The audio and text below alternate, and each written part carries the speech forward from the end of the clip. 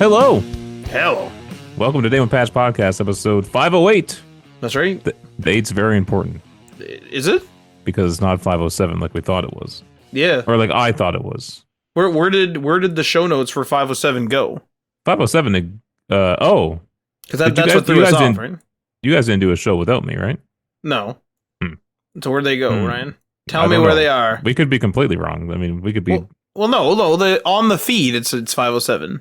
And that's generated by how many tracks are in the feed, not by what number we put in. Well, I said it. Like I've said it in the past, and I've constantly counted up. Yeah, so there's no way to know unless we count all 508 episodes. But I think you'll say the episode title in most intros. But that's going off of just my human brain. Yeah, but if we cross-reference that with multiple, like, it'll mitigate the amount of error. Like, it'll lessen the percentage of error. Maybe. No way to find out. Maybe AI can tell us. Likely. Although, where's the AI getting the information? Didn't you make us a LLM? Excuse me? I made us an LLM? Didn't you? Didn't you do something for Oh, I made us a GPT Yeah. for generating fun facts. Yeah. Yeah. So what if I put in here how many? Well, you could ask, but what I mean is that, Episodes like, of what if the- it's just grabbing that number that I typed in? Okay, I put in how many episodes of the Day One Patch podcast are there? Searching the web. Oh, And it's it looking replied at with? Apple Podcasts and oh, this is interesting. Uh-oh. This is very very interesting. Uh-oh. As of December 13th, 2024, the Day One Patch podcast has released 517 episodes. That's not correct. Like, we definitely didn't, like, miscount by over 200. Now, here's the weird thing. It cites its source here, which is Podchaser. And then when I look on Podchaser, Yeah. it says 506 episodes. What the hell? I think we're on 507, man. The only thing I can... 507? Because Podchaser says we have 506 podcasts episodes. We would be on 506 or 507. But, like, there's definitely a missing... There's definitely a missing thing, isn't there? You think there's a missing episode that never got uploaded to... To our, like, show notes list. Yeah. Like, the latest one short of this one today is 28 days old. Yeah. So, is that correct? No, that isn't correct. That's almost 4 weeks. We've only missed 1 week. We missed last week. Okay, this is weird. Yeah. So I'm on the Podchaser website, which has our podcast here. Okay. And it says episodes 517. That's individual uploaded episodes. 517 is definitely not correct. It could be. We could have messed up many times in terms No, of come writing on. the... All right, come on now. We messed up 17 times. It's possible. I don't see. Here's the problem. I don't know where this 517 is coming from. Is it coming from the metadata that we upload, or is it coming from the files, the actual individual episodes that it has? Well, it might be the individual episodes. However, I was going to say one thing that does make sense is that we did change hosts, and we Yes. changed hosts twice. Once? I don't remember. Crap. But anyway, Remember Podcast Garden? Holy crap! yeah. Well, we used to be on Podcast Garden, and then we What a changed. world. We changed hosts. Well, that was a freaking nightmare. I remember I emailed them because I couldn't download. Like, we switched hosts to Anchor at the time, which is now Spotify for pod. No, it's not even Spotify for podcasters anymore. It's Spotify for creators now. But Yeah. anyway, we switched hosts to Anchor, and they were like, the Podcast Garden people, I couldn't download episodes. Like, I could listen to them, but I couldn't download them. And then suddenly I wasn't able to download them or listen to them. So I sent them an email, and they said, oh, like, there's a problem or something. We'll get her done next week. So the next week rolls around. I'm like, hey, like, what's the status? I get another email back, but it's like much less nice. And so I emailed again the next week, and I was like, hey, like, what is going on? Mhm. And then they started to be able to be played, but I couldn't download them. Right. And so what I ended up doing was I ended up recording them. So I set my microphone as like an old laptop's. So I went into Audacity and I set the microphone to an old laptop speakers, but it was just like recording it from like the sound card effectively. Mhm. And then I would play the episode and record it. Wow. I have the whole collection. I have the entire library. Pretty wild. Yeah. Okay. Well, actually, that's a really good point is I have the whole library. Yeah.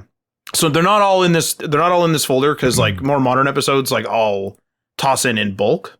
Mm-hmm. But in 2024, I have up to 501. And then after we hit about 20 more, like 20 episodes total, or maybe the end of the year, I'll toss in a big bulk amount of them. but I have all them from to 501. So we definitely actually. So this confirms we didn't make that many mistakes because I have the library. Like I'm looking, like I have it, and they're all labeled with metadata. The only thing that I can think of is the overlap when we changed to Anchor. I think we uploaded like a few episodes in order to like have something there. Mm-hmm. And then there was a couple episodes that were like lost episodes. Like we had one episode that we never released that Adriano found. And I think I have that as well. Yeah. So we have an extensive library. I have all the way back to 2013. Eee! Before we named them. Oh, man. Before we named them. Yeah, we didn't name them until episode 82. Our first named episode is episode 82, Assassin's Creed Unity Problems. Holy crap. And then, oh my god, it's a Game Awards episode. Hey, number 83, the week after. So the second one we named. The Game Awards and, what does it say? The Game Awards and is the Wii U a better value? Wow. Yeah. Crazy. All right. Well, speaking of the Game Awards, Matt. Sorry. No, not even speaking of it yet. You got a video game fun fact for us. I got two under the same umbrella again. Take it away, Matt. All right.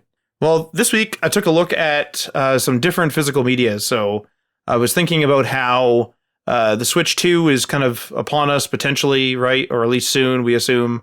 And obviously it uses like the little proprietary game cards. And that's how I actually purchase my Switch games. I do have a few digital ones, but for the most part, I like the cards just because I don't know. One, I just like the cards. And two, I like having them for mobile purposes. Like I'm able to uninstall and reinstall games, minus their updates, of course, if I'm on the go with no internet using the cards. And so I didn't take a look at those cards. It got me thinking about other weird media because obviously the sort of quote unquote standard physical media we have are discs. And in the past, there's been, discs, of course, like CD-ROMs and DVDs and that type of thing. But there's been some weird ones. And so the weird ones that I looked at were UMDs, which were Universal Media Discs. That was on the PSP. And then I also took a look at GameCube mini discs, which were little mini sort of CDs. And I'll start with Universal Media Discs, or UMDs. And so they were a unique and ambitious format created by Sony for their PSP. And they were a small proprietary disc, which they were about 60 millimeters in diameter. And they were encased in a plastic shell for protection. They resembled mini DVDs, but of course, DVDs do not have the hard, durable casing around them. A UMD could hold up to approximately 1.8 gigabytes of data, which was very impressive for portable gaming at the time, and significantly more data than what the Nintendo DS cartridges could hold. UMDs were also very versatile, so of course they held games, but they also held movies.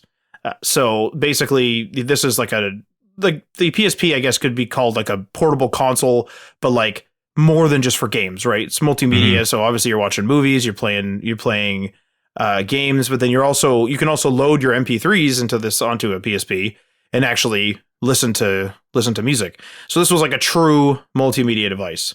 So the UMD really lent itself to a few use cases, which of course includes portability and high capacity. So it's very high storage capacity for the time for mobile. This allowed for games to have high quality 3D graphics, full cutscenes, and good audio.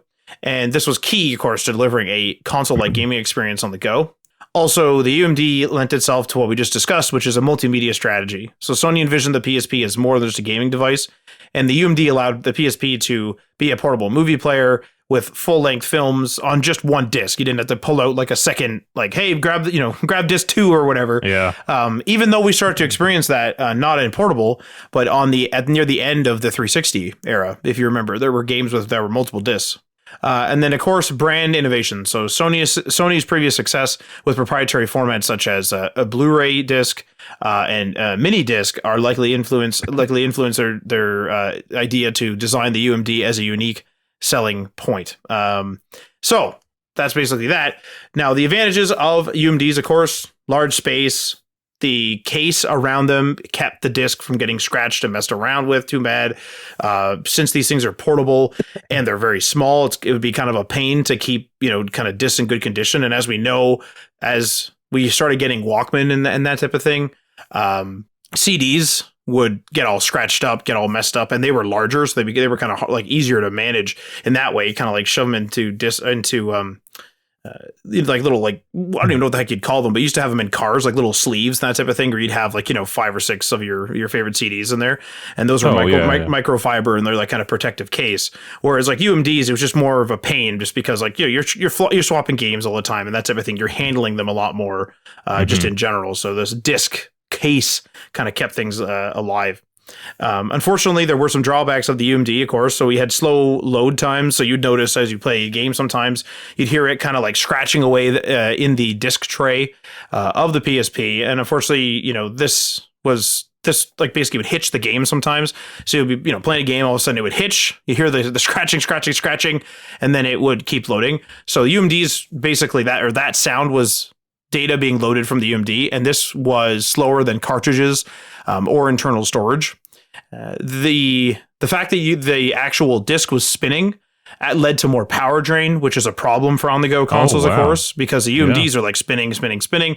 And so this is causing the battery life of the PSP to be consumed more than a solid state cartridge-based system such as the Nintendo DS. UMDs were, of course, pretty small, but they were not as, kind of small and easily kind of portable as, say, like a Nintendo DS cartridge. So like I said, like the cartridges for the DS could easily fit in like a little sleeve or whatever. And we did have those for UMDs, but they were just like at that weird, at least for me, they were in this like weird, like they weren't a CD, but they were just like a little unwieldy, like a little too thick, a little bit of a pain. And this caused, actually, the reason why I bring this up is because this caused problems. Like the actual shell was kind of fragile. So the actual shell would crack sometimes, would become damaged. And sometimes the actual UMD inside of this shell would actually become stuck or jam. And I had this where a game got jammed. So a UMD kind of like sits with like a spindle in the middle, right? And what happened was the disc just like kind of went sideways, and I couldn't get it to correct. Like, even though there's a section of the disc that you can kind of see through like a hole in the case and even put your finger on it, no matter what I did, I couldn't get it to do it. So what I had to do is I had to crack the casing around the edge, there was sort of a natural seam there. And I slowly but surely cracked only about half of it. So I was able to get my finger under it so I could like hit the disc back into place. Mm-hmm. And I tried everything. So like that's the thing, right? Like, because it sounds weird for me to say like, oh, a CD is more portable even though it's larger. It's just like a kind of a combination of factors. It's like these things were thicker than CDs. They were thicker than cartridges, like DS cartridges. They were bigger than DS cartridges, but they were smaller than CDs. And then they had this like fragile sort of like thing with them. So they were like weirdly portable, but not portable at the same time a little bit. Because they were a disc and a case, this of course led to higher manufacturing costs as well, which of course is not great. And then basically the UMD kind of like just died out because it had limited adoption beyond gaming. So it lived throughout the entire life of the PSP, of course. But we didn't see UMDs like sort of take off like you would say like Blu-ray. Like Blu-ray kind of took off with the PS3. Yeah. And then Blu-ray's kind of been present for years and years and years now. And only now, I mean, just a few days ago, LG has exited the Blu-ray player market. So, UMDs never saw this success. It's not like people started buying UMDs with music on it or something like that for their cars. Like this just never happened. Was Sony actually licensing it out for that purpose? That's a good question. I actually don't know that. All I know is that like it never really took off anywhere else, but it is a good question. Like if another game console maker, especially a portable game console maker, had come to them, would they have wanted to like hold on to the UMD? Because it's like, their multimedia capabilities were much higher than that of like the Nintendo DS. Yeah. It's a good question. I'm not actually sure. Unfortunately, also though, UMD movies were considered a misstep. So they were often priced. I had some of those. Well, yeah, but here's the thing though. You had some of them, but you don't have a collection of them. And there's a reason for that. That's because UMD movies are often priced comparably to DVDs. And DVDs, of course, you'd watch them on the big screen at home. So people would want to watch that. Also, DVDs are more versatile in that they can be played in some game consoles. They can be played, for example, on a PS2, played on a DVD player, whereas a UMD can only be played on a PSP. And I assume there's a way to make the PSP work on the big screen, maybe a remote play or something like that. I never did that myself, but it is a pain. It's just a pain to have like a library of, like, why would you want a library of DVDs and then also like an identical or like duplicate copies of anything on UMD, right? You know what came out a year after too? What's was that? The iPod Video. Oh, yeah. So that was actually another point that I had here is that sorry, jumping ahead. Well, no, that's fine. But like smartphones, laptops, and iPads basically started like becoming more of like movie watching, multimedia using, watching, listening devices, right? And so then the UMDs fall even further. Because you're right, Ryan, like iPod Video comes out, it's like, well, I can just throw my videos actually on like the internal, whatever it is, like SSD or hard drive. There's a hard drive, yeah. And so you could actually like watch it on there rather than you being like, yo, wait, like if we want to watch movies all night, I got to bring friggin', 4 or 5 friggin' UMDs. Like that's ridiculous. Yeah. Now, the UMD isn't all bad. Like I mentioned some good stuff earlier, but in terms of like specifically gaming, the UMD format did allow the PSP to stand out. The PSP was and still is considered like something that came out ahead of its time. People were still at this time were still using like they'd use a phone, sometimes a smartphone, but like a phone and then an iPod or like a Walkman. And that was still very common for a number of years. People would even when smartphones or even like dumb phones, I guess you could call them. But you know how like dumb phones started getting smarter, where they would have like media players in them. They would have like a web browser, but it wouldn't have like a fully fledged app store like we know today.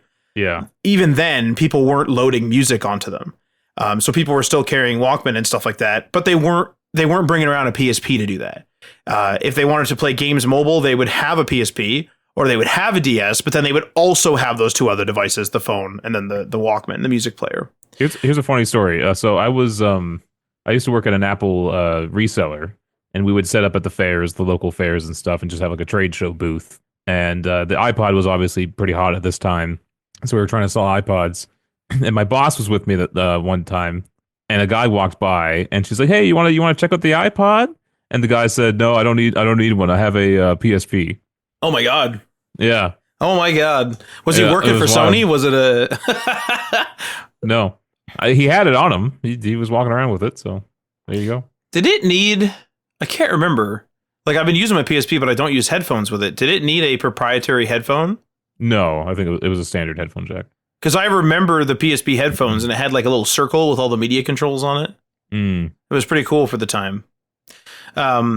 But yeah, so UMD survived, I said, for the life of the PSP. That's not entirely true, although it kind of is true, because the PSP Go came out, which ditched UMDs, and it just wanted people to use digital downloads. But the PSP Go was very short-lived, did not live for very long, and eventually gave way to just being discontinued. And then, of course, the Vita came out later, which started using cartridges, digital downloads as well, and not UMDs. My mind is blown right now. What's that? I just eBayed like UMD movies, and Taken was released on UMD in 2009. Oh yeah. I don't even think those eras overlapped. Like that's wild. Ryan, I have Hackers on UMD. Well, that's a pretty niche movie to be put on a fucking UMD though. Is Hackers in 4K? I don't know. I definitely don't know. I have Hackers on VHS, like I have Hackers on DVD. It's on 4K. Here's a collector's edition. Ryan, you should add it to your collection. That's so iconic. If it was a little more on sale, I would. Wait, so it is currently on sale though? Well, yeah, it's like $40 regularly. Okay. It's 26% off, so it's $30. That's too much. Too much for Hackers.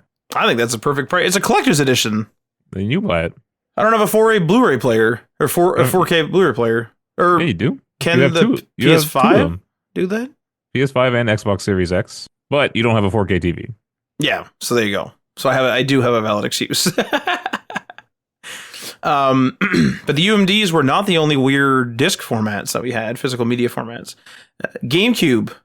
So in the era of the PS2 and the Xbox, which were using sort of like the full size DVDs, the full size discs.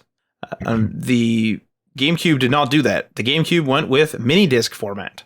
So they had a maximum storage capacity of 1.5 gigabytes. So not only were these discs literally mini in size, but they were also had less capacity because a single layer DVD a single layer DVD was 4.7 gigabytes, and a dual layer DVD could do up to 8.5 gigabytes. There were no dual layer GameCube discs. It was just like mini disc 1.5 gigabytes. And so, of course, some games were not ported over to the GameCube for not only this reason, but this is obviously one of the reasons. Now, the idea was that the smaller proprietary discs would make it harder for users to copy or pirate games, as most home DVD burners couldn't handle the unique format. And Nintendo emphasized gameplay innovation over raw power at the time, and, they still do. Obviously, the Switch is still kicking around. And they also didn't really care about extensive multimedia features. So they said, we don't really need these like huge discs. We're not going to be having people play DVDs on the GameCube. We want them to play games, and our games work, in 1.5 gigabytes or less of space. So that's good. The problem is, though, is Nintendo isn't the only developer of games on the GameCube. So developers had to fit full games into a fraction of the space available on competing consoles. So this is like a severe limitation. Like 1.5 gigabytes is less than half of 4.7. That's just single layer, right? So we're starting to have some problems here. So developers had to kind of cut away anything that wasn't essential, and they had to compress audio, they had to reduce texture sizes, and they had to cut unused content to fit these games into the disc.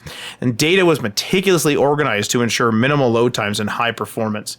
So just optimization just like really became something that was needed when you were using mini disc for some games. Also, there were some compression tricks that were done. So, for example, Resident Evil 4 used dynamic audio compression, which adjusted the sound quality on the fly to save space while maintaining critical sound clarity during action sequences. And Capcom also optimized cutscenes, animations, and textures to deliver great visuals despite storage constraints. So we already talked about the Resident Evil 4 GameCube optimization, but there was a couple others, including some Nintendo titles, such as Super Smash Bros. Melee. So developers carefully trimmed unused or test content to ensure the entire game, including stages, characters, and modes, fit within 1.5 gigabytes. So as we know with games, if you fall through the floor, sometimes you end up finding a dev area, or there's stuff that's just sort of like, there's like an invisible wall, you can't explore the rest of the city, but there is like a couple blocks of city that was, maybe used in testing or used in a cut mission, and so it's just left in the game and left on the game disc. Meanwhile, if you have limited space, you got to cut that stuff. Metroid Prime, of course, another one of these titles, and so Retro Studios used clever texture compression and world design techniques to create a seamless experience. Despite the disc size limit, the game's environments felt vast and detailed. So this is a good and a bad thing, but the mini disc format, having such like small storage limitations, did at the end of the day encourage innovation. It's up to you to decide whether that innovation was sort of like a good thing or a bad thing. Like, obviously it's great that some human innovation came through and some great games were placed on the GameCube. But on the other hand, it's like we had the technology to not have to put in all this extra optimization work. And so, was it worth it? However, the GameCube did succeed in mitigating, not eliminating, but mitigating mitigating piracy. Excuse me. So this is the mini disc did absolutely act as an anti-piracy device successfully. It was pirated much less than something like a PS2 or an Xbox game, and also the constraints often led to innovation, and the GameCube's library is filled with games that push the hardware and optimize resources to deliver memorable gameplay experiences. However, I'm still in the case of like, I do like when people optimize things, even if the space is there, even if the like computing power is there. However, I do see the problem with something like this, where it's like, hey, like, we're going to have to dump in all this time to like really make this thing optimized. Maybe we just shouldn't do it. Like, maybe we just shouldn't port it over. Right. And then you have the problem of like, oh, like now the GameCube's, library is missing a maybe a key or like a very highly rated entry because the developer couldn't or wouldn't or didn't want to trim stuff down to get the size down. Yeah. But that's it. That's the gaming fun fact of the week. UMDs and mini discs on the GameCube. Nice. Awesome. I just recently moved over my UMD collection. It's on a shelf to my left. Hey. I still enjoy them fondly. Don't use them really, but I remember it was good times having them. It was annoying, like trying to go on a trip with all these cases and stuff. Definitely, this digital future we live in now is just a lot more convenient. Well, that's what I was saying before with the UMDs, where like, I mean, the the Game Boy full cartridges were the same way. Where yes, they're small and they're portable, but it's like you have to have like a little binder or something to bring them with you. Whereas like I have like a little tiny Pokédex looking device that carries like 8 or 12 Switch games. Like it's just that little size difference, like being thinner and being a little bit less of a profile overall is a huge difference when it comes to like what can be used to store it. Like I have a case, I bought a carrying case for my Switch that has like all the Velcro inside where you can like set up the walls of the in the sections as you want. And I put everything in there. I have the dock, the power, like everything. It's all in one place, including the console. And there's like this little tiny little slip-in thing where you can just put in like 8 or 12 games. Right. And it's like, you couldn't do that with UMDs because like if you put too much stuff like pushing against them, the casing would crack. So you have to like kind of have extra space around it and stuff. Like UMDs were great, but they were a little bit of a pain in the ass for that reason. Yeah. All right. Time for the Game Awards, man. Are you ready? We watched them yesterday, yeah. Oh, okay. So you're ready. Yeah. I always find it interesting how they organize this. So this is from IGN. This is everything that was announced. They don't put it in like the order in which it was announced, which would kind of be helpful. I think they put it in order of impact, of excitement, of, potential people getting hyped for it. In order of SEO. Right. Is that what it is? I have no idea. Oh, probably though, right? Maybe. Well, okay. Let's just start with a zoomed out opinion.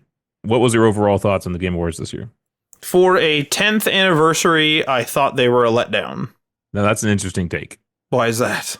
Well, just because I never even thought about that until you mentioned it. To be honest, I didn't think of it being a 10th anniversary until they mentioned it a couple of times. And they mentioned it a lot less than I thought they would have. And it felt very much just sort of like, it was our 10th anniversary, by the way. Like, it didn't feel like... I don't know. I felt like there was going to be something else.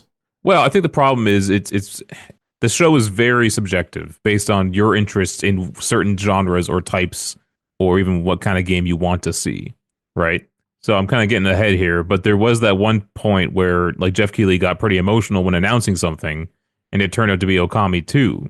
Now, I have no connection to Okami. Right. And so to me, that announcement was like, meh, right? But to someone like Jeff Keighley, who I guess loved the original Okami, it was super impactful to him. So he sees as getting something like that type of announcement on his show for the 10th anniversary something special, right? You know what? Honestly, that is a good point. Like if they had come out and said Fallout 5, I would have been like, oh, what an incredible night. Right. Yeah. It was kind of weird though with that Okami update is like, or that Okami like announcement. It was like zooming in and it hadn't said Okami yet. And I was like, this is a goddamn Okami. I don't know how you knew. I know what Okami is. I remember Okami. I remember, this is going to date me. I remember Victor Lucas and Tommy Tallarico in Reviews in the Run talking about it all the time, talking about how unique it was and how much they loved it and how like they wanted to wanted a game like it to come out again. And I remember that because I always wanted to try it and never have. You never played it then? No, the HD version's on sale right now for like $6 Canadian on Steam. So maybe. Wow. It's over a 30-hour campaign. Yeah. It's ridiculous. So how do you want to go through this? Should I just take the list and we'll just go through it? Yeah, sure. Okay. The big announcement was that they held off for the very end was Naughty Dog's new game, which is a completely brand new IP. It's not Uncharted. It's not The Last of Us. And it is called Intergalactic: The Heretic Prophet. What do you think about this one?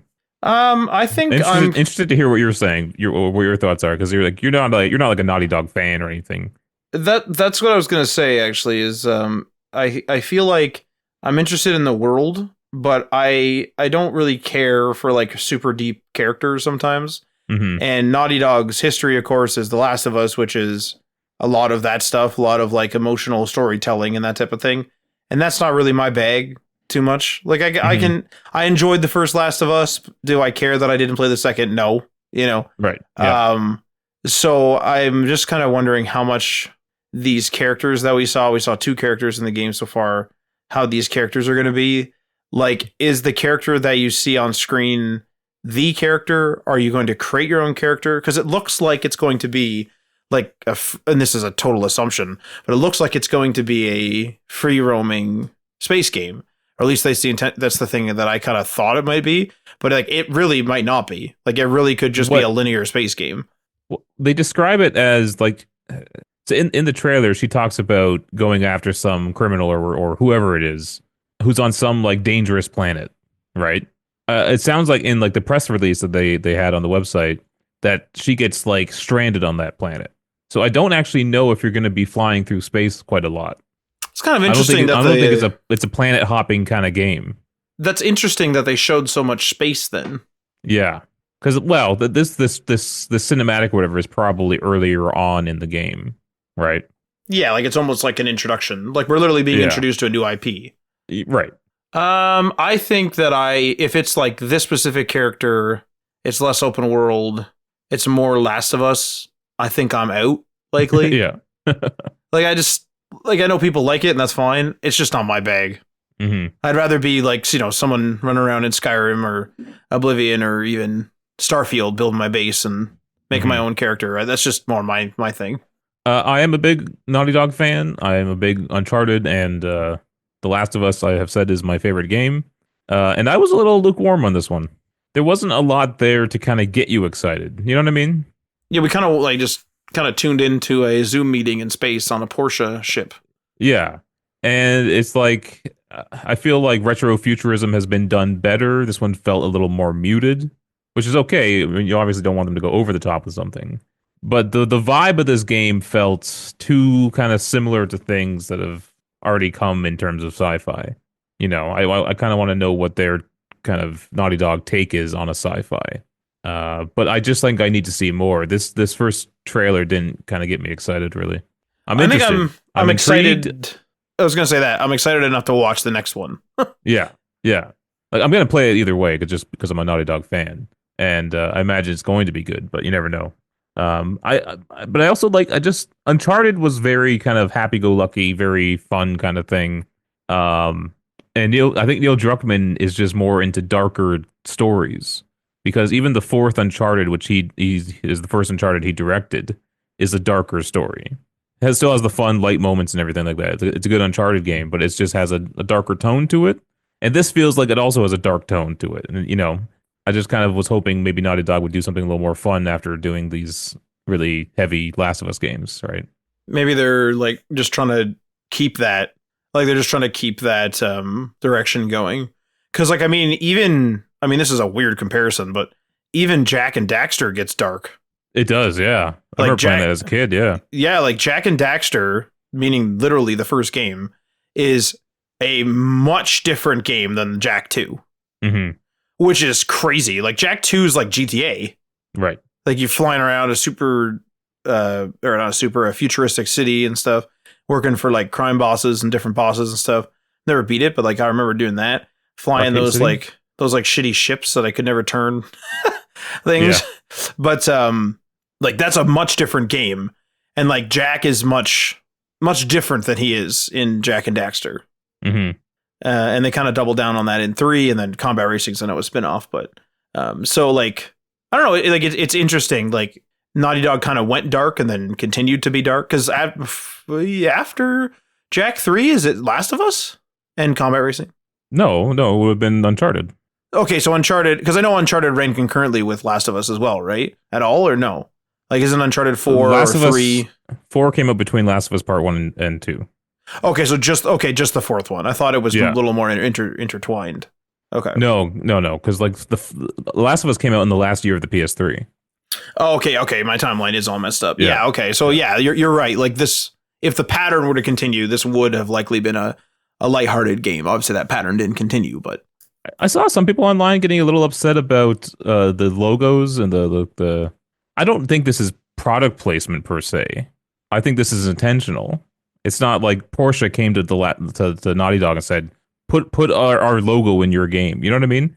I feel like they reached out as a creative decision and said, "We want to have these known brands in the game." Kind of like Blade Runner. Like we were discussing that it kind of looked like a Blade Runner future where corporations kind of run everything. Right. And this is the first announcement trailer. Everything in there is going to be meticulously, looked over, and they wouldn't put all these brands in there if it wasn't part of the creative vision. You know what I mean? Wait, you got a really good look at that Porsche logo too. So like it's obvious, like in your favor what you said. Yeah. We definitely know that's a Porsche ship, like 100%. And it's not the first time we've had actual, licensed products in games. MGS4 had literal Apple computers in it, and you had an iPod. Like what else? What other games had where like people didn't get upset? I mean, Yakuza has like 7-Up in there and stuff. Oh, Death Stranding has Monster Energy drinks in it. That's right. And until you get the porter. I mean, this is a spoiler for a side thing. Until you get like that porter wheat beer. Yeah. All right. Well, yeah, I'm interested to see more on this. The hate campaign has already started online, which is unfortunate. But is that a Naughty Dog thing, or is that like people don't like their type of games, or like what the hell? I think it's a combination of things. So people still hate like Neil Druckmann for The Last of Us Part 2, even though it's an incredible game. They just don't like him for that, right? And then I think part of that is the way this lead character looks. I don't think they like the way she looks. I'm still convinced you're going to be able to customize the character. I for some reason that. I'm still in like space explorer mode. Like I'm still in like realistic. I don't think it is Blade Runner space game, but it really, really might not be. Naughty Dog tells very linear stories. They're all about the story, right? So, but all right, let's move on. Okami 2. We kind of talked about this a bit already. I don't know how much more there is to add, but yeah, I guess Jeff Keighley did consider this a big reveal, and maybe it is for Okami fans. I have no idea. I felt really out of touch in a lot of these announcements, actually. There's one coming up. We'll mention that Adriano was aghast. Oh, yeah. So we'll just move on from Okami. The Witcher 4 revealed with debut trailer. CD Projekt confirms single-player open-world action RPG. The interesting thing was right off the bat of this trailer, they said it was on unannounced RTX GPU. Yeah, that was that was kind of nuts. I don't know if I've seen that before. What we've heard is like they're now full force going into The Witcher 4. So this game ain't gonna come out for like 6 years, right? Which oh man, like it just sucks. Like 6 years is a long time. Like 6 years is approaching a decade. That could be wrong. I mean? It could be 3 years. Who knows? But it's just crazy to me that because they announced Cyberpunk, but they weren't fully working on it when they announced Cyberpunk, right? They just announced it. And then it like 5 years passed, and then they started working on it, right? But with this, I don't know. Well, they're still updating Cyberpunk, even though I kept hearing that they were done doing that.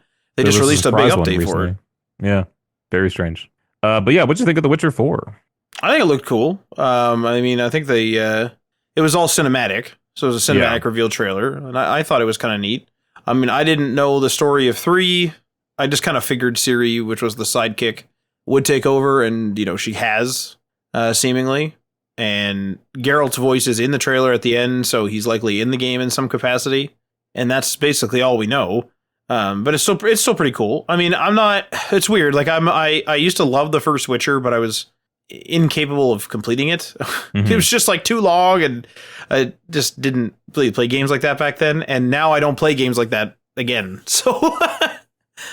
I don't think she was a Witcher in the third game. I think she hadn't gone through the transmutation or whatever the hell it is. But she was like in training, and then she took off, and you kind of the whole third game is like Geralt trying to find her. But yeah, obviously she became a Witcher at some point here.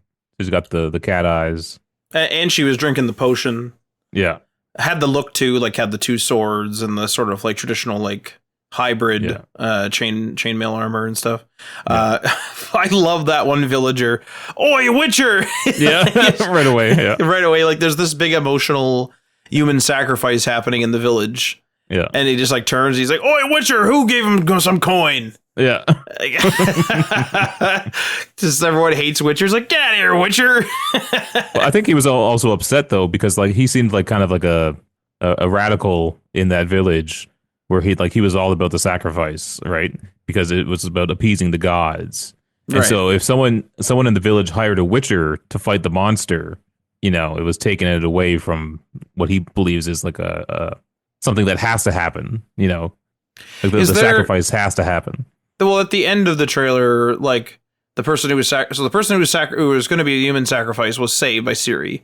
Yeah. And is told to go back to the village. So that person runs back to the village, and when Ciri gets back, that girl has been killed. She's been stabbed in the chest By that guy, I think. By that guy or by her father?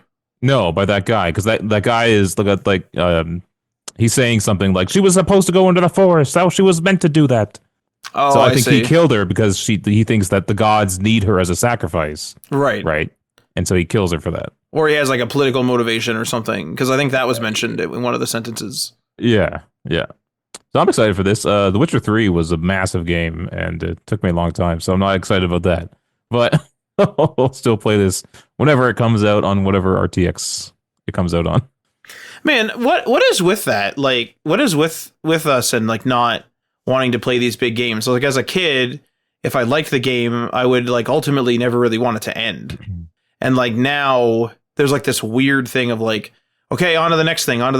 Like, I don't know if that's like adult mentality of like achieving things in a career or something. And like our like stance on that has changed. But I mean, in school back when we were kids, we were constantly moving on. It's just weird to me that like I'll be in my favorite universe, like a Fallout or something, but I'll just be like, well, hopefully this isn't too long. Like, what? It's like, this is my favorite, fictional universe. Like, why don't I want it to be too long? My current problem is it's like my mind still wants to experience all these things. So like right now, I want to play Dragon Age, I want to play Indiana Jones, I want to play Star Wars Outlaws, I want to play even freaking going back to Hellblade 2. You know what I mean? My mind wants to play these things, but my body doesn't for some reason. And so when I go to sit down to do something, I don't reach for a controller. I just like sit down on the couch, lay down, and then put on like a YouTube video. So there's a disconnect between what my mind wants and what my body eventually forces me to do.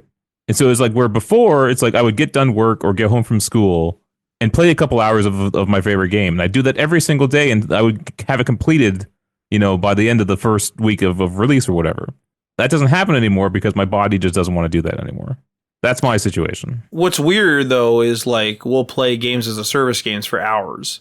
Mm-hmm. Like it isn't crazy for us to jump on like 3 to like 5 times a week for 1 to 3 hours each time playing like a Fortnite or a Call of Duty or something.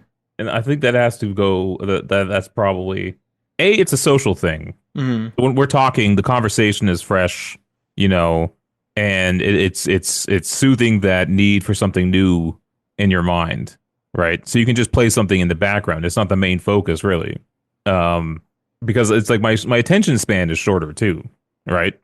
And so that's what I think is happening there. Is your attention span shorter, or like one thing that I find is I get bored after I've figured out the gameplay loop. Sometimes I'm like, okay, this is the loop. Do I really need to do this loop 18 more times in a grindy way in order to like level up so I can continue the story? Yeah, that's a problem. Weird. You get used to it, right? And you just don't want to. Yeah, like it's just it becomes like it's like those Assassin's Creed side quests. Like I've complained about their quality for a long time, but as a kid, I would just do any quest. I didn't really care about the quality. But like now, it'll be like, is this progressing the main game? No. Well, I really don't need to help that farmer find their daughter. Yeah. I don't need the levels. I don't need the equipment that he's offering. So I'm out of here. Mm-hmm. Yeah, it's weird. I think it's just something has organically changed, either mentally or physically. We should be doing more overtime at work. Well, no, you bring that up too. I think this is another part of the equation. Because I don't want to go to work tomorrow, I don't want to do things that makes the time go by quickly. Playing a game, the hours can disappear pretty easily. And so I don't want to be in a situation where it's like I come home from work, I play a game, all of a sudden it's dinner time, then after dinner I play a game again, and all of a sudden it's bedtime.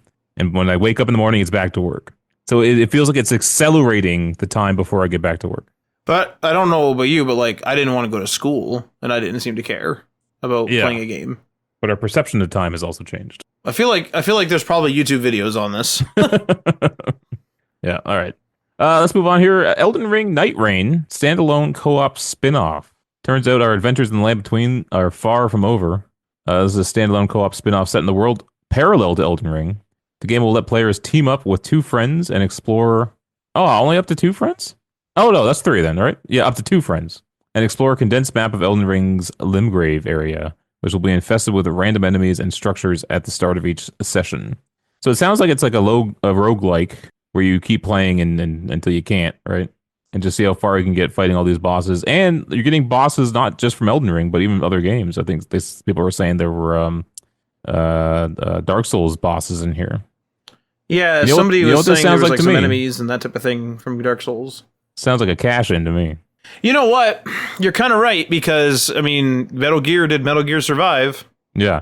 Because they're like, it's in the Limgrave area, already made, already done, already, finished. And then using old bosses from other games. Like, it's just like, how can we take the Elden Ring franchise and with the least amount of work, make another thing to sell to people? It's a little bit weird that it's standalone as well. Like, I mean, it would make a lot of sense if it was another add-on to Elden Ring. Yeah. But unless they think people are just going to play this separately. I mean, it's very possible, I suppose. But I mean, I don't think it's supposed to be full retail, though, either, right? Yeah. If it is, that'd be crazy. But you're probably right. It's probably not. Yeah, I don't think that it is. But do not quote me on that. Maybe $50 Canadian. Or 60 at this point, at this rate. And I'll probably buy it. It's just, even though I think it's a cash-in. I want to know how many of you guys are going to buy it. Like, I know you just said your intentions, but I want to know how many people who are huge fans of Elden Ring are going to buy this thing. Because I have a feeling that some people might feel like as if this is just useless. Maybe. Like, it's like Elden Ring has like the appeal of playing multiplayer, but it's definitely not a multiplayer game. It's not a game where you have to play it or it's designed around it. Whereas this is like a multiplayer game and that's all it is. Mm-hmm. So it'd be interesting. Fumita Ueda's next game? Is that right? You know how to pronounce that? Don't ask me. Codename Project Robot officially revealed. So they're known for such games as Eco and Shadow of the Colossus, or is it Ico? I can't remember. I believe it's Eco, but I'm not sure. First look at a new next project, which is codenamed Project Robot, and boy, was there a robot in it. A robot, man, it kind of pissed me off too. A robot that had like an evac system in it that ripped, that like broke its own spine to do that. Yeah. It's like, Christ, like if you're designing a damn system to like eject the fucking head, eject the head. Yeah. Why you ripping part of the robot apart? Like, it just seems so counterintuitive. Mm-hmm. I mean, what do you think of reveals like this? It's not my thing. I did try playing Shadow of the Colossus, like that remade one, that version they released. It's just not my kind of game. But is this a robot? Like, is this a mech game? Are you the human? Are you fighting robots? Like, because what basically happens the human, is I think you're the human, and you climb up this mech, and you use the mech to escape from like, I don't know, like an avalanche of like some weird creature or something. There's probably going to be more to it than that. Yeah. I would imagine so, but I'm just like curious, like with reveals like this, I'm always curious, like what is the game? Like what game are we getting? Right. I mean, a game. I suppose like we know that, Last Guardian and Shadow of the Colossus and all that were all about fighting big bosses. So like we can kind of extrapolate from that, but I mean, it's not out of the realm that the team would want to do something else. Mm-hmm. Yeah, I got very little from this, so I don't know. A lot of these just feel like previews, like very early previews, just because like they're not even close to being released yet. It's literally an untitled game, and what's hilarious is like it's Project Robot for the time being, and what's hilarious is like this could be anything. I mean, this could be a survival game. Like the world's ruined. This guy climbs up his mech. He gets into the escape pod. He flies to another planet. He crash lands, and you survive on another planet. Like that's not that crazy of a gameplay plot from a modern game perspective. So I don't know. It's just some of these things. Like I know people are going to be super hyped, but it's just like there isn't another one of these in the series. So having like a cinematic look like this doesn't do much for me. Yeah. Whereas if it's Elder Scrolls, it's like there's a lot there to be expected. Not everything necessarily is going to happen, and they could change the formula, but there is like an expectation there of like Elder Scrolls is going to be a fantasy free roaming RPG. Yeah. So this type of stuff is just sort of to me. Mm-hmm. Yeah, it doesn't do much for me either. But did Mafia the Old Country trailer do anything for you? Yeah, I'm going to buy that right away. Right away, eh? Well, once we see reviews, yeah. Oh, yeah. You wait now, right? You don't pre-order. Yep, Battlefield. Battlefield not only wasted a bunch of my money, but almost broke my Xbox. So yep, there it is. Good job, EA. You fucking broke me. You broke my pre-ordering ways. Surprised there's not a trailer built up, embedded into here. What, for Mafia? Yeah, But it's. I mean, it was pretty cool though. Like, I mean, it's coming out relatively soon. Like, it's coming out in the summer of 2025. So we're looking at like 6-ish months, right? 6 to 8 months, whatever. it looks pretty nice. It looks nice. It's using shitty cars and horses, which is awesome. Mm-hmm. We've somehow gone like back further. Like, I remember us complaining about the cars in the original game, and I do mean the original game. And then they improved those cars from a gameplay perspective, but they were still shitty in Mafia Definitive Edition. And now we're going back even further in time. So it's like there were, like I said, they showed a scene with horses. So there's gonna be like, just like, it's possible the cars might even be rare, which is crazy. Yeah. But it, like, this is super cool. It's gonna be, I think it's gonna be refreshing not being in America. It's the old country, right? It's like, you know, the birth of the Mafia, the birth of the Cosa Nostra. Yeah, it's like their homeland. Italy, as I've never been there, but from pictures and that type of thing, it looks really nice. So we should get some really nice vistas and things.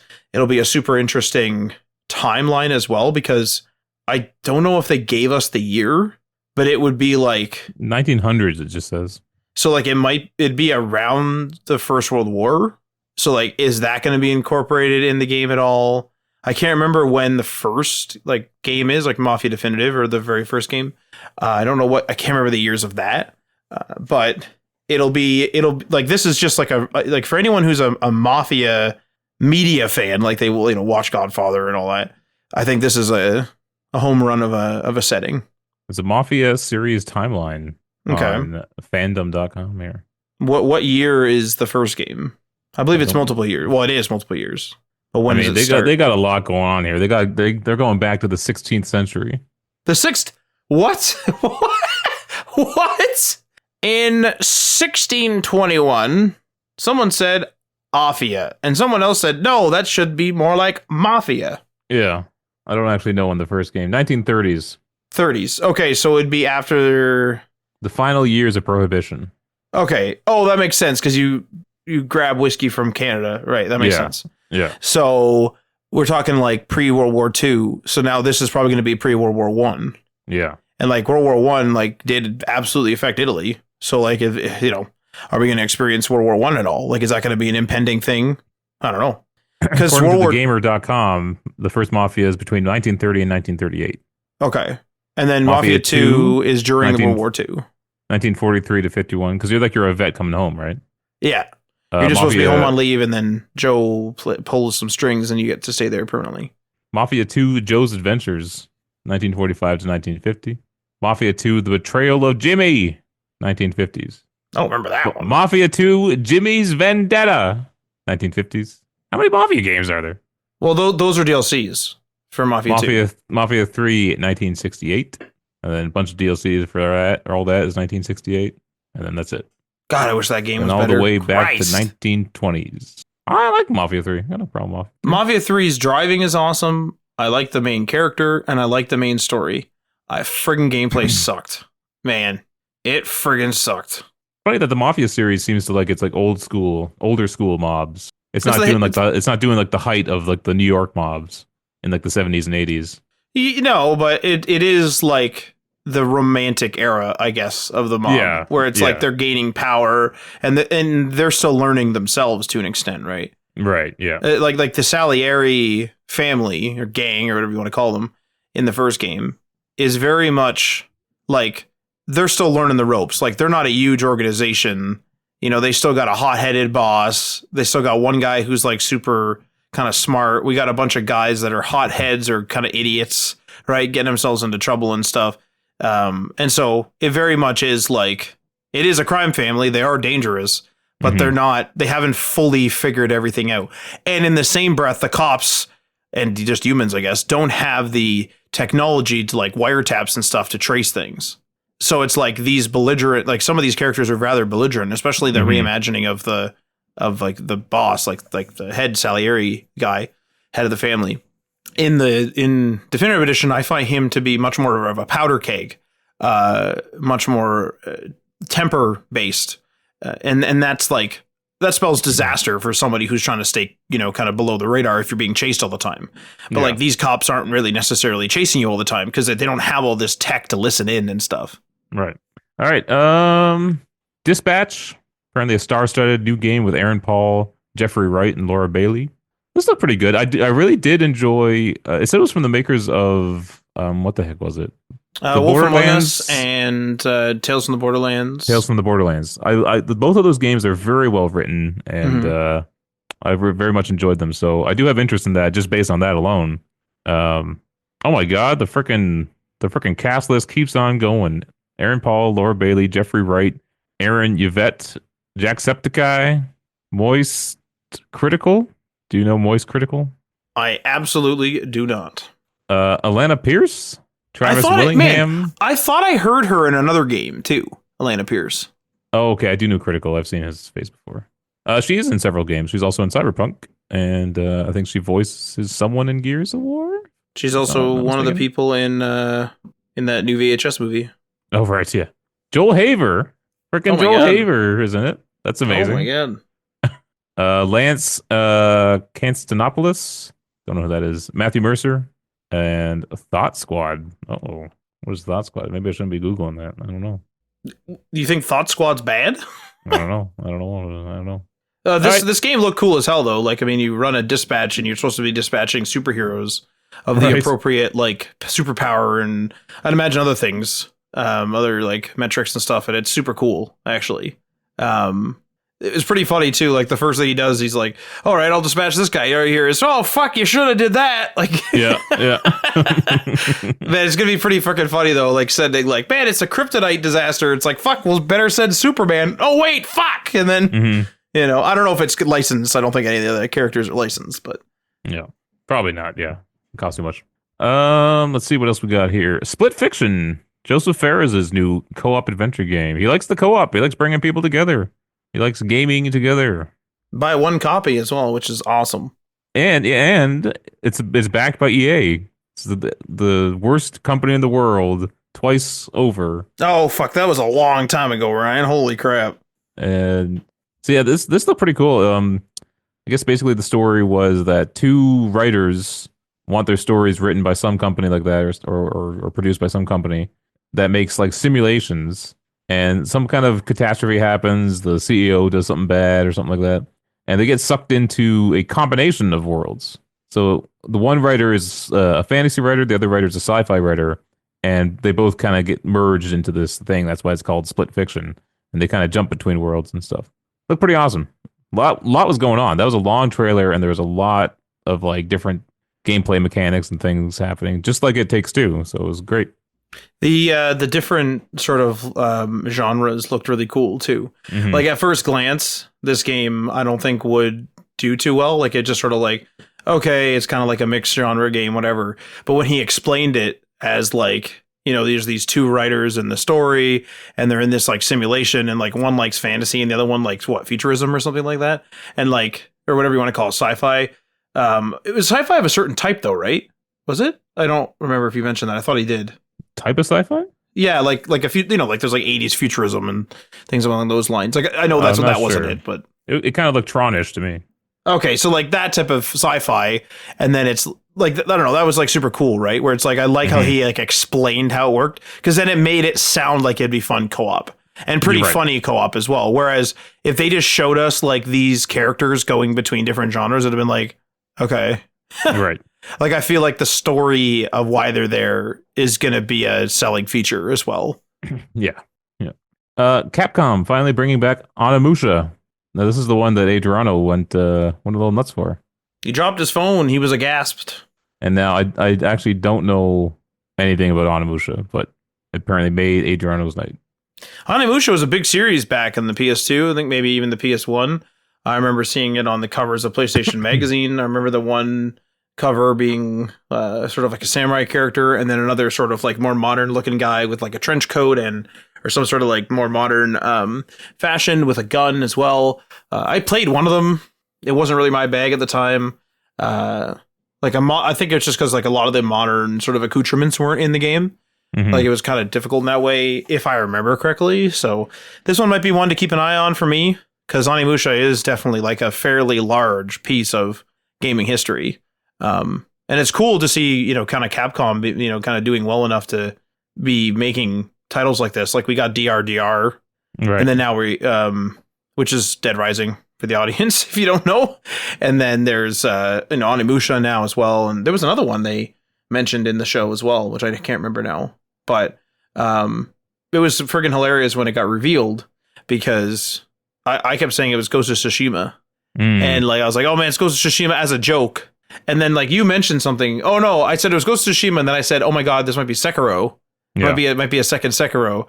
And it kind of zoomed in on the guy and it hadn't fully zoomed in yet. And you were like, I think Matt's right. I think it's Sekiro. And then that showed the gauntlet. And Adrian was like, oh my god, this is Onimusha. Phone goes flying. This is Onimusha. And it's like sort of freaking the fuck out. So yeah, pretty good.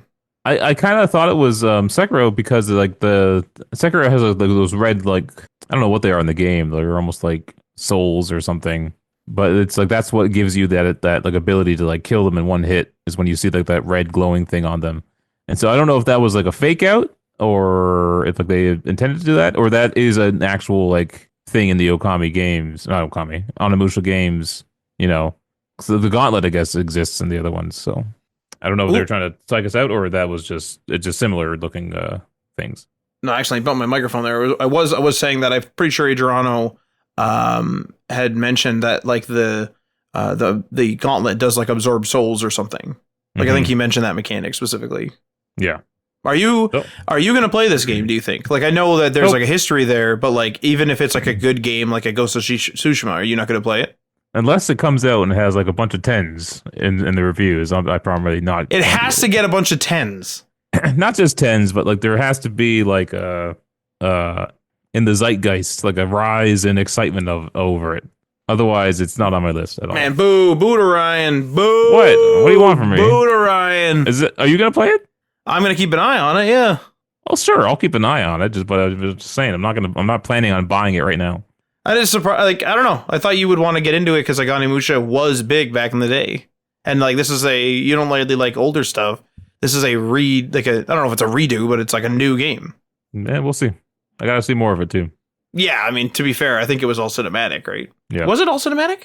I think so. Okay. The Outer Worlds 2 reemerges with a brand new trailer. Humorous trailer. A pretty damn humorous trailer. Fallout 3 2. Yeah. It was pretty good. Man, it was crazy that they mentioned like that it took twice as long or something, or 3 times as long to make this one too. Mm-hmm. Yeah. It was just, I don't know, it's crazy. Like games are nuts right now. They added too much game, I think. In general, or specifically to Outer Worlds 2? Well, if you have to take that much longer building it, and the first game was fine, it's just like you made too big of a game. But everyone seems to be doing that now. Yeah. That's like the talk of the town. We got a couple PC releases. Last of Us Part 2 and Final Fantasy VII Rebirth is coming to PC. Now, Jeff Keighley also treated this as a big announcement that Final Fantasy 15's Clive Rossfield is joining Tekken 8 this month. Oh, no, sorry, 16. Final Fantasy 16, sorry. Yeah. Tekken 8 won like best fighting game or something like that too. Oh, that's right, yeah. So this will be something good, hopefully, for the players of that. Borderlands 4 gameplay revealed. Looks okay. Looks like Borderlands. Me and Adrian will probably play it for the next 5 years, on and off. Man, that's one thing that kind of sucks is like Borderlands. This is going to sound weird, but Borderlands just always kind of looks like Borderlands. Yeah. Like it's just like another Borderlands, another Borderlands, another Borderlands. It doesn't really seem to push the bar. And I wonder how many times the same tricks are going to work, because people seemed hyped in the theater there, but I don't know. Like I'm just not necessarily sold on this same idea again, because like looter shooters and kind of shooters in general like this, like shooter RPGs, whatever, have kind of advanced, and it feels like Borderlands is still that taste of the past. Yeah. Like there is something so, dare I say, boring about just standing around in a Borderlands game. Yeah.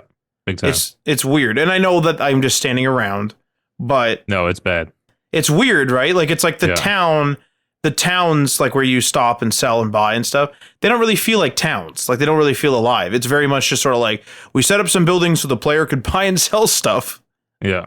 Whereas like an Elder Scrolls town feels like there's people, doing their shit, going to the bars and hanging out and having affairs and doing whatever the fuck else they do. Mm-hmm. And then there's like games like Borderlands. It's weird. There comes a time when I think the series needs a reboot. I always go back to God of War, where it's like you could not have released like when did God of War come out? The C boot. Oh God, I couldn't help you with that. Maybe 2018. Yeah. So it's like when that came out, they could not have released an old school God of War game. It just would not have had the same impact. We had moved on from that kind of game, And the reboot, I think, really gave it new life and could go on for several more iterations, But then there's some series where it's just like they're so tied to what their game was that they can't really change it, And that's what Borderlands feels like. They're afraid to change it. Yeah, because there's something in games now where there's like a lot of modifying of weapons. For example, looter shooters have a lot more specs in general than there are on Borderlands, sort of guns. And like Borderlands always says like, oh, we have a bajillion guns, but it doesn't like, I don't know what it is, but it doesn't feel impressive. Yeah. Like it feels like there's a few unique ones, a few funny ones, like a few of the unique ones are funny. A few of the unique ones are the ones you're going to use. And then there's everything sort of in between. And then there's a bunch of garbage. Yeah. And it doesn't like feel like so totally amazing. And I'm not necessarily the best person to ask, full disclosure. Like I'm not the biggest Borderlands guy. I beat Borderlands 1 and 2. I haven't played 3. I'm just not a massive Borderlands fan. Like I really liked the first one, but then it's just like, even then, like the formula kind of felt like it was getting old a little bit. Yeah. Like there's a reason why it's taking you guys, or I guess you guys have done it now, but it's taken you guys so long to do it. Yeah. Whereas there's no drive there. That's exactly right. There's no drive there. Whereas like normally you guys would be, if you're really having fun playing something, I would imagine you guys would schedule it more often, have longer sessions naturally and things like that. Yeah. And you'd get through it faster. Yeah. All right. We got to get moving here, Matt. Turok returning as co-op dinosaur hunting action game and ditching first person. Man, I was only disappointed in the fact that it wasn't Arc 2 because I wanted to see Vinny D. Yeah. Slay the Spire 2. I don't have any real history with that. Did you ever play Slay the Spire? That doesn't look like a Matt Lawrence game. No, it just not at all. Not that.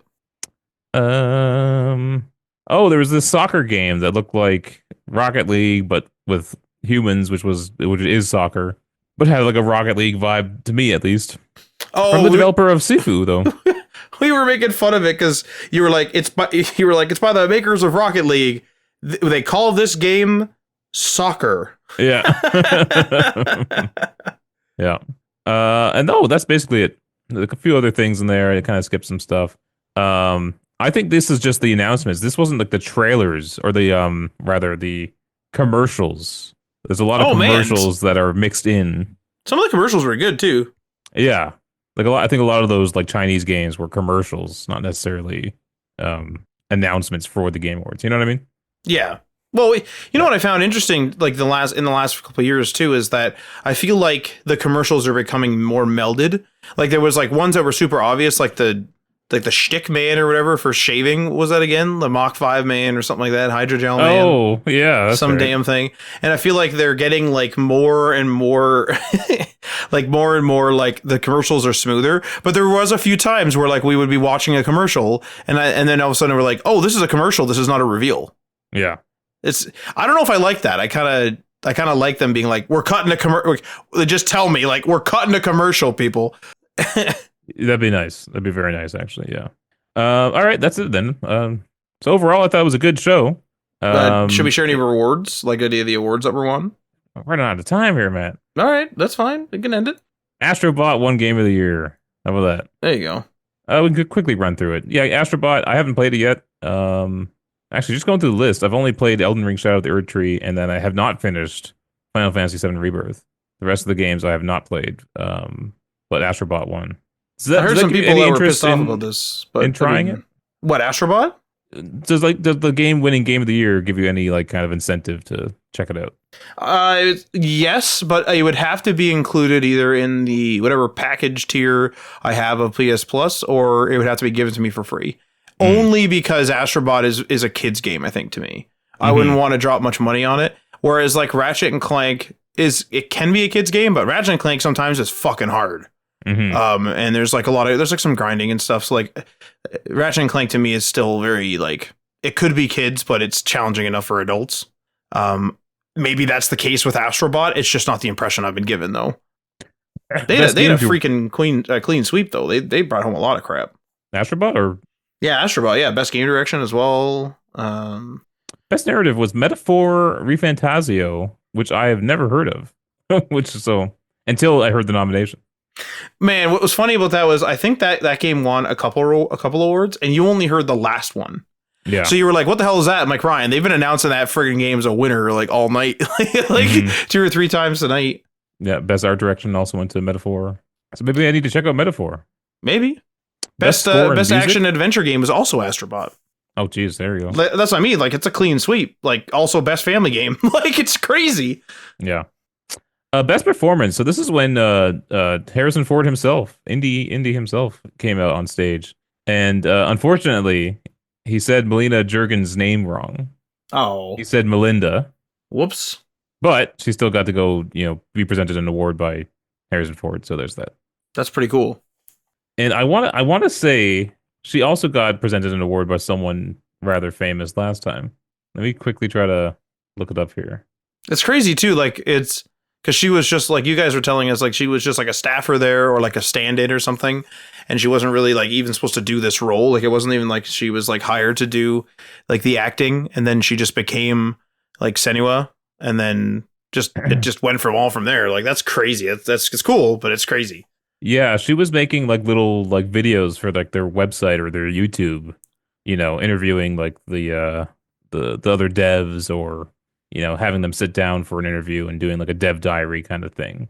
That's what she was doing before this. And from what I can tell, it's like they were trying to be an indie studio that was making AAA quality games. And so it was kind of like a ragtag kind of team.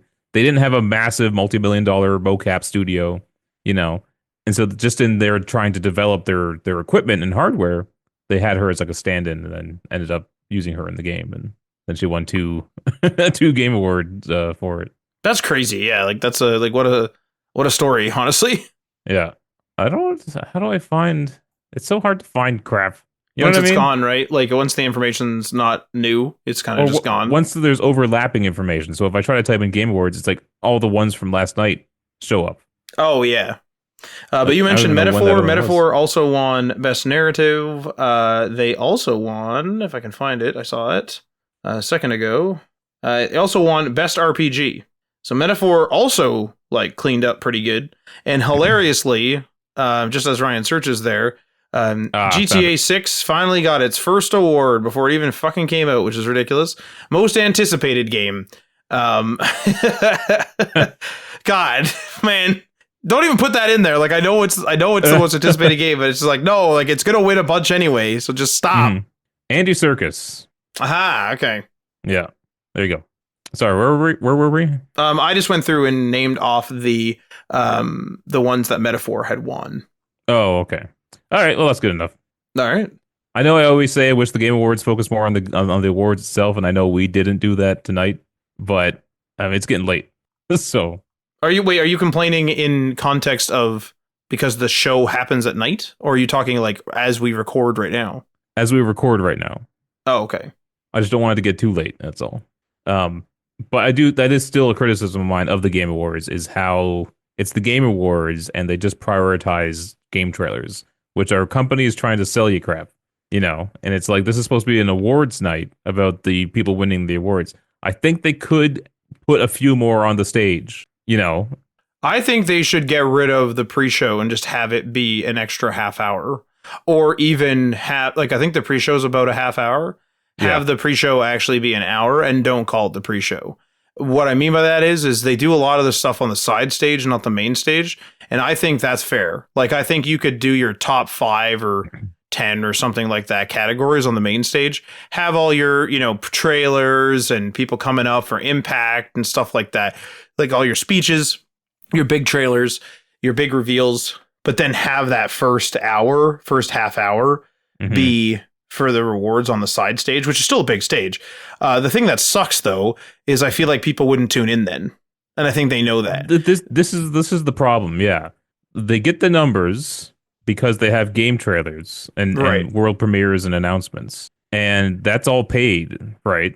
These companies are paying Jeff Keighley or his corporation, the Game Awards Corporation. They're paying for their things to be shown because it gets so many viewers. And so just economically, he has to prioritize the advertisers, right?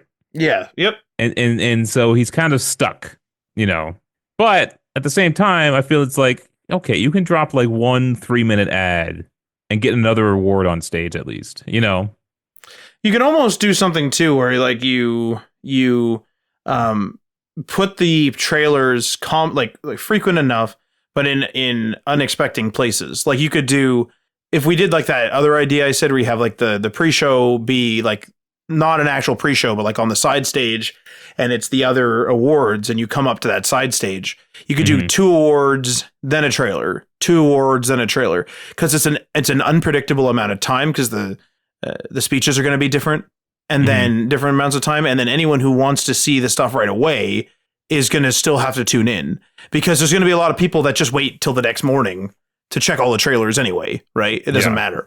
So to get those people that want to see it right away, or to like have a watch party, I still think that's a good enough pace, and you would get a lot of awards, dare I say, out of the way, but you'd get a lot of awards done and have like their moment on stage. Because some of it was crazy. Like some of it's like best, best, enter in genre game.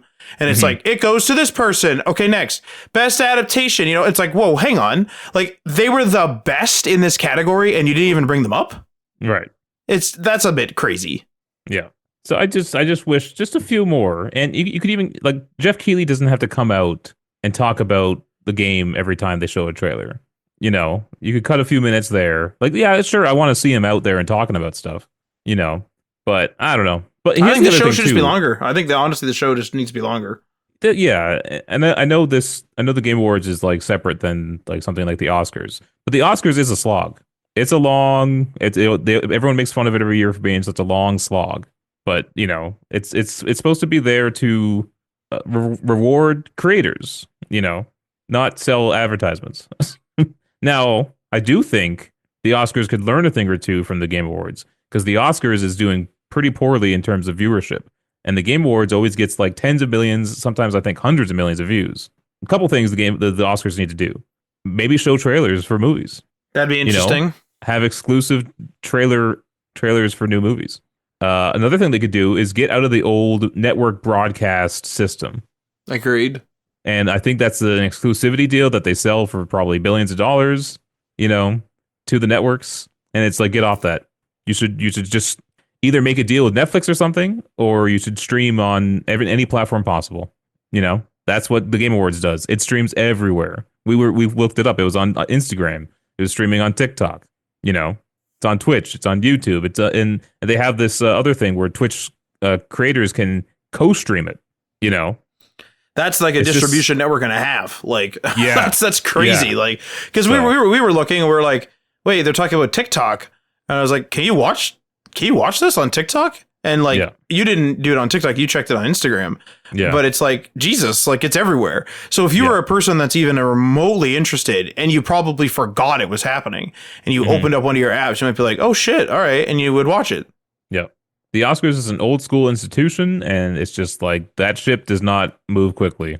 It's stupid. Like it's one of those things where like they sound super harsh, but like unless you're intentionally doing it the old way for a reason other than that this is the way we used to do it, then maybe we shouldn't do it that way. And they'll cry like, why is no one watching it? Why is our ratings down? Well, it's like, well, okay, well, it's a bunch of movies no one watched, that are getting nominated, and it's on the old school broadcast television, which no one watches anymore. So you got to adapt, like how many of those stars are watching network broadcast stuff, especially like more modern None ones, of like them. say 40 and younger. Like how many of those stars are like, man, you're gonna go home and watch like friggin' Fox News? Like, what are they gonna watch? You know what I mean? Like, you're not gonna fucking turn on CBC or fuck whatever, right? You're not gonna turn that crap on. Like, they're not doing that. They're going home and they're going to bed, or they're going to freaking watch something on Netflix or whatever. Like, they're not using this crap. Mm-hmm. Well, that's my advice to the Oscars: get with the times. I agree. I'll still watch them, but I just want to watch them where I want to watch them, not have to have a cable subscription.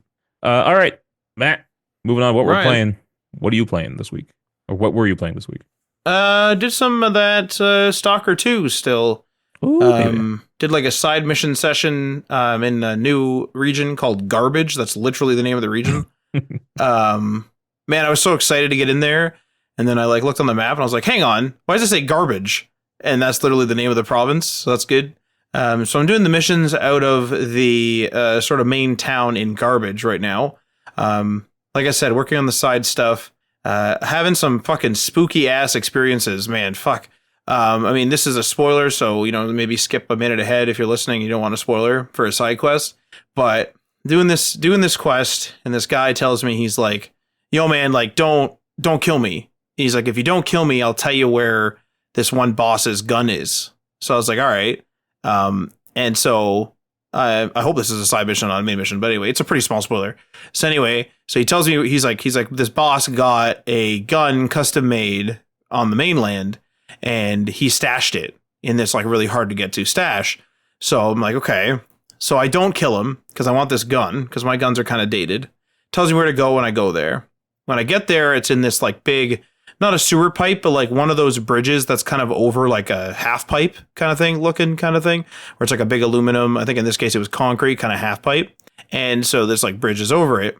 This road bridges over it. And so I go underneath there, and I have to go in, and there's bodies and there's blood and stuff. And it's like, what the fuck is in here? So I'm like, I'm going to be smart, and I'm going to scout this place out. So I go around, I scout it out. Don't see anything. I'm like, all right. So I go over to the stash and I pick it up. And I'm kind of trying to analyze the gun, and all of a sudden I hear this huge scream. And I'm like, what in the fuck is that? And I turn around, and one of those invisible bastards called a bloodsucker freaking came up and punched me in the fucking head. So I got in this huge freaking gunfight with the bugger, killed him. So that was pretty spooky. But what's pretty interesting is, and I assume it's a mechanic that will happen, although I haven't experienced it, is the guy, when he told me to pick up the gun, he said, it is special order from the mainland, and as such, it is very recognizable. And so make sure to not use it in this one guy's base, because if you do, they'll know that you took it. And I think that's true. Like, I think that mechanic will be real. I haven't tried it. I haven't met those other people yet either. But I do believe that that's actually going to be true with other things I've done in the game. So that was pretty interesting. So that was Stalker. Other than that, I did a little bit of Call of Duty. Trying to do the event. It's just quite a bit of XP. It's quite a bit of grinding for the amount that I do play COD, even though like I am leveling up quickly and stuff. It's just it's getting away from me a little bit. So the event, unfortunately, I think is a little bit out of reach, but I mean, that's fine. Some random shotgun. And then what else have I been doing? Oh, I've been doing we tried what's that game like Overwatch? We tried Marvel's Rivals, yeah. So we've been playing that. I'm trying to play as Spider-Man. Spider-Man is rated as a difficult character in the game to play, yeah. And he is difficult. To be honest, I feel like he's not as fast as I thought he would be. Like I feel like he's more like a tracer in a way, where he's when you're playing him, he feels fast. He is fast, but here's the thing. So like a common combo with him will be you hit somebody with your web, of which I think there's 5 web preloaded, and they slowly regenerate. You don't reload them. So they slowly regenerate. So you hit somebody with the web, then you get close enough while they're stuck with the web for a bit in order to web pull them. So you pull yourself to them. And that gives, then you can get up nice and close to them now, and you can punch them. And that's how you can kill somebody really quick. Like if you find a character that doesn't have a lot of health, web them, pull to them, beat them up, and they're dead. The thing here is that everything's on a recharger. Like, it's not a reload where you control it. It's recharging. So those like 5 webs or whatever, they're slowly ticking up. The uppercuts, I think that's limited to 3. Those are slowly ticking up. Your punches, I think you get tired or something. So like those go, I might be wrong on the punches.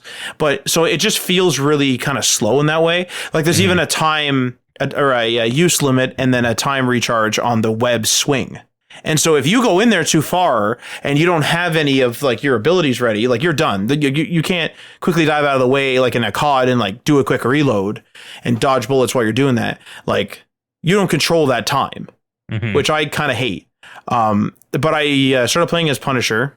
I had one bad round and got chirped to shit. Some guy chirped me in the main chat. Then he messaged me. He was like, get off Punisher. And I was just like, so I just told him to get off Rivals. And then next game, I think it was the very next game, I got like 41 or 44 kills or something, and I was MVP. So I sent a screenshot of both the scoreboard and the MVP screen to him and sent it to him. And he goes like, good job. I'm proud of you. This is me damn near every game. Oh my God. And so I was like, I'm going to need some proof about that. And he never answered me. So I don't know. That guy can F off. Did he say damn near every game? I think that's what he said. Yeah.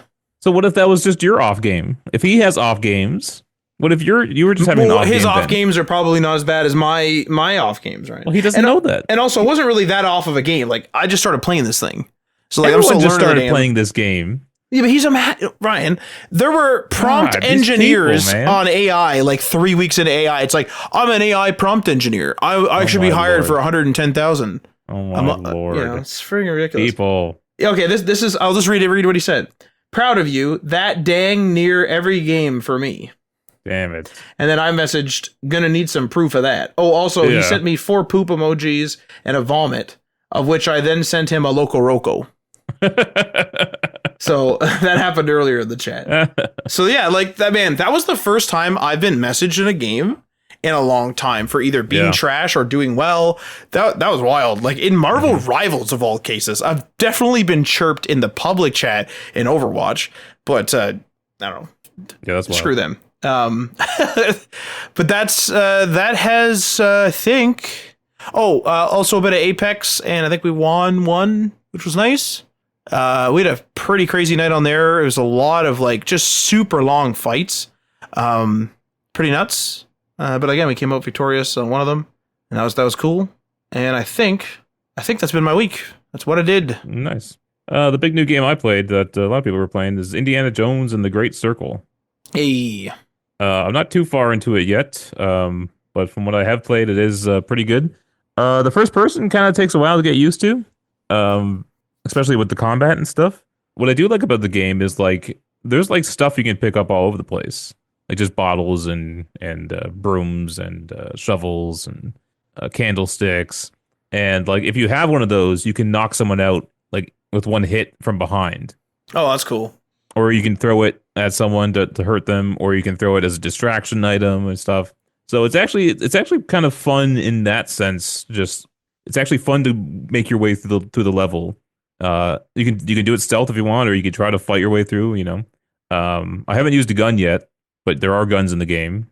And so far it's been pretty good. It feels like a good quality game. My settings originally on PC did have it at 1080, even though I have 1440p monitors. I'm not sure if it knew that or not, or the game's kind of hefty, so maybe it tried to help my frame rate by putting it down to 1080. I don't know. But yeah, Troy Baker does a pretty damn good Indiana Jones voice, which I think really helps it make it. Yeah, and it really makes it feel like an Indiana Jones game because he got like a very, very similar Harrison Ford type voice. So I'm excited to jump back in. Are you gonna complete it, do you think? I can't positively say yes anymore, Matt. So it's so weird that you don't have a parameter for it. Like there's something to me like Stalker, unless something goes horribly wrong, like the game becomes horribly boring, there's nothing new, or the missions suck or gets buggy or something. Like unless something goes wrong from now, like I'm gonna complete it. Like I enjoy it enough to complete it. My goal, my goal is to complete it. I'm not saying I'm not going to complete it. But I also said I was going to complete Star Wars Outlaws, and that's still on the back burner. That one's right? crazy to me, especially for you. Yeah, so I can't definitively say what's going to happen. I am actually putting decent time into Dragon Age though, so that will be finished at some point, and I'd bet a Panzo on that. So I'm not going to bet a Panzo on that because I think you are going to do it. Like I'm on your side, so I'm gonna. We have to find someone who's not on your side for that, because you always complete the Dragon Age games. Like you seem to like the Dragon Age games quite a bit. Yeah. Well, I complete most games I play. This is a weird time for me right now. So, and now they're backing up. They're all stacking up on top of each other. It's horrible. Yeah. So now it's ruined. You'll never get it back. Maybe you'll never get it back, Ryan. I'll turn into Adriano and just play old games. Didn't you tell me like last weekend you were just gonna like sit down on Sunday and like beat a bunch of crap or something, or this holiday? No, during the holiday break. Yeah, I'm gonna wake up, make a tea, maybe make some waffles, and I'm just gonna sit down and try to plow through some games. Yeah. I feel like you're not gonna do it. Probably. You're gonna wake up, go into the living room, and turn on a YouTube video. Yep, 100%, man. You're right. God, wait, you're already planning on doing that? It's just no. I'm just accepting the inevitable. God. So. The Victor Lucas, I believe, stated on X this week that Indiana Jones is his game of the year. He said he didn't want to spoil the Rocket and Ray Gun Awards, but that was his pick, at least thus far. I don't know if anything else is coming, but well, that's the unfortunate thing about the Game Awards and their timing. Most award shows are like for the previous year, and they come out in like the following year. So like the Oscars will, I think they're usually in February, maybe. They'll be in 2025 for the year 2024. The Game Awards is always in December, which I kind of like because it's kind of like a holiday thing now. Yeah. But it also excludes certain games because they have to get the voting in time for the show. And so I think Star Wars Survivor got cut out of that. Indiana Jones got cut out of that. And there's always that recency bias that people have. So going into next year, Indiana Jones won't be on people's minds, and they might not be as considered, for next year's Game Awards. So I agree, though. Like, we're going to forget. Like, I mean, I'll forget that. Well, one, I'll forget about Indiana Jones, like, unless someone brings it up. And then I'll also forget about it thinking that it was last year. Mm-hmm. So I won't think of it being a valid choice. Right. Yeah. It sucks. One final thing I'll say about the Game Awards. I think it's probably good that the Elden Ring DLC did not win, because I know a lot of people were upset about that, and that might just kind of ruin the authenticity of the Game Awards to a lot of people, That's true. Yeah. So, all right. That's it, Matt. Wait, what? That was it? That's it. That's it? That's all you got? That's all I got. You didn't beat Star Wars Outlaws? I didn't even touch it. Are you going to have to restart it? Maybe. That might be the thing I have to do. You're going to have to restart it. Maybe. Oh my God. Ryan, you're wild. All right. We're streaming on Twitch, twitch.tv/DemonPatchMedia. Oh, we should wait briefly. We should talk about that though. Atlas Fallen. What's your thoughts, Ryan? I think it's the perfect game to stream. It's not something like I would have played on my own, or that we would have even picked up as a co-op game. But having excuse me, having the stream is like gives us an excuse to actually play some of these games that we might not have ever played before. So I think it's great. But I agree with you that it's a great streaming game. But what do you think about our experience in the last couple of missions? It's fine. You sounded like you were almost done with it. You were saying like how if you were playing this on your own, you wouldn't have gone and done all those side quests because they were all just like similar. Well, the one thing I got pissed off at was like we did that one mission and it was like, oh, this is actually a training mission. Did you do all this? And there's like a way to kind of like skip through it, but you still have to do some of them, which is kind of weird. And then we talked to that one lady and she's like, yeah, like I'll build the bridge soon. Like come check out later. Like come talk to me later. And we're like, all right.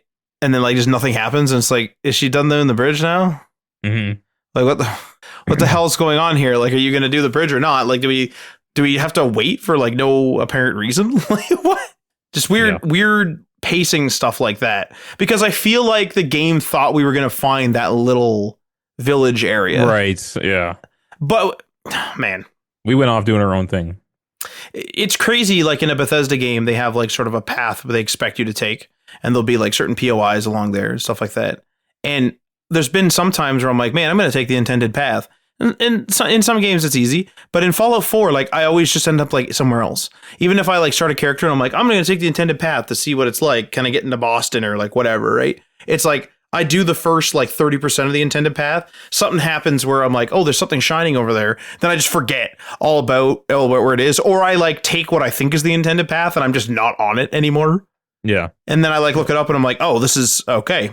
This is incorrect. So it's just like Bethesda games. The reason I bring that up is like Bethesda games do well to not like they do well in blending that.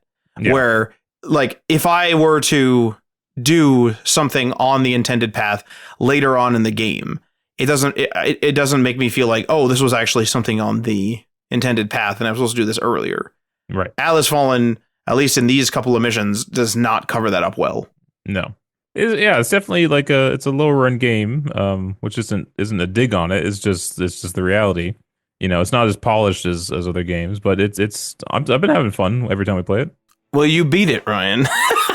if we have no other, I mean, if Tim comes back, we'll probably play something else, right? Yeah, I think that's only 2-player. Yeah, so that will probably be the end of it. God, Ryan, no. Yeah. They don't have to restart it. Yeah. All right, so we'll be potentially doing that again next week. Twitch.tv/DayOnePatchMedia, Wednesdays 8 or 9 p.m. around there. Yep. You'll figure it out. All right. See you guys later. Hey, yo, peace.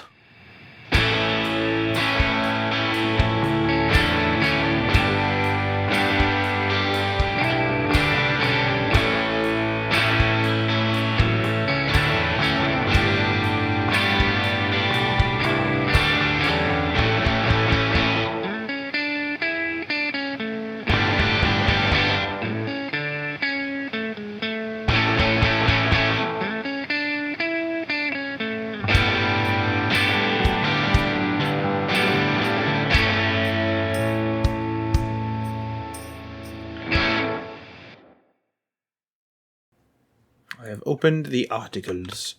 Oh, the articles!